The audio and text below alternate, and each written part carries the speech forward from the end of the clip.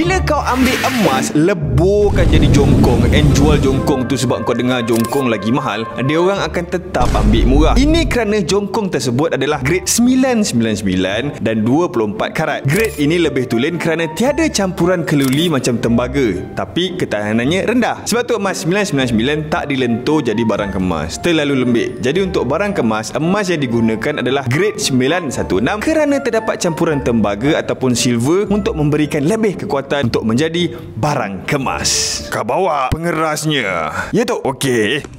Ni bukan emas, ini emas coklat. Boleh makan ni. Tu bukan coklat. Kalau bukan coklat, aku makan apa? Okey, fine. Nah, emas betul. Okey. Serap semua dosa-dosa kau masuk dalam emas. Tok.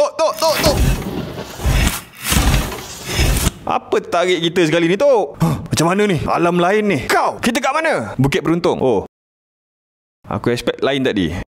So, ada akaun Grab.